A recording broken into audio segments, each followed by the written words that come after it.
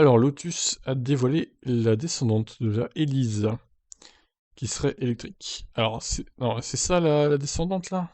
Il n'y a pas d'autres photos, les gars là? Oh là là, quel enfer. La Lotus Emira est le dernier modèle thermique et la marque britannique. En effet, comme annoncé précédemment, le constructeur va passer à l'électrique.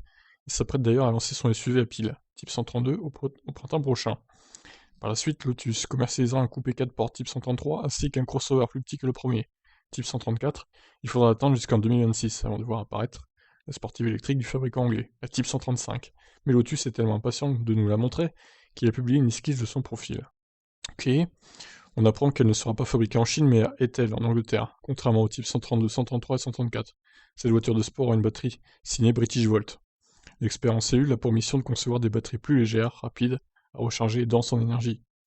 Lotus est ravi de collaborer avec British Volt pour développer une nouvelle technologie de cellules de batterie afin de mettre en valeur les performances passionnantes qu'une voiture de sport Lotus électrique peut offrir. Ce sont les premières étapes passionnantes du voyage vers une toute nouvelle voiture de sport électrique de Lotus. Il y a encore une autre étape vers la transformation vers une électricité durable et renouvelable, stockée dans les batteries. L'année dernière, nous avons engagé Lotus dans un avenir purement électrique, et au cours du premier mois de cette année, nous annonçons une autre étape importante dans ce voyage. Dans les mois à venir, nous dévoilons un Type 132, un tout nouveau SUV Lotus entièrement électrique. SUV Lotus, putain. Ouais, vous me direz, il y a bien les SUV Alpine qui vont arriver, donc c'est trop, c'est trop. Nous avons confirmé que 3 autres véhicules électriques sont en route. Matt Windle, donc, directeur général de Lotus Car. La sportive de Lotus s'inspire de l'Evija, commercialisée dès cette année. D'après ce croquis, elle s'inspire de la Lotus Esprit avec son nez pointu. À en juger par ses lignes de toit, il s'agit d'une biplace et remplacera en quelque sorte la Lotus Elise. Cette voiture reposera sur la plateforme eSport et pourra être propulsée par un ou deux moteurs électriques. D'après Lotus, la batterie pourrait se loger verticalement derrière les sièges avant, comme un moteur dans une voiture thermique à moteur central arrière.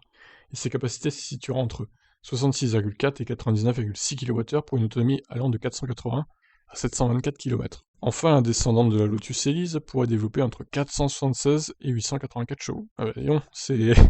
ça va les fourchettes, c'est énorme quoi. Hein. Alors voici les croquis, la batterie serait derrière le conducteur, d'accord. Intéressant ça. Alors est-ce que la batterie pourrait provoquer un peu de chaleur dans l'habitacle? Je sais pas trop. J'imagine qu'elle serait bien isolée de toute façon, donc il y a peu de chances que ça arrive, mais bon.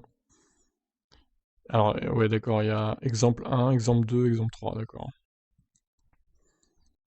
Ok, ok, ok. Bon, bah écoutez, dommage qu'on n'ait pas d'image officielle, on a un croquis, une esquisse, donc voilà. Alors notez aussi que Lotus va faire un partenariat avec Alpine pour les voitures électriques, donc bah écoutez, on verra ce que ça donne. On verra à quel point le partenariat est élevé entre les deux. Je vous laisse commenter ça, ciao ciao.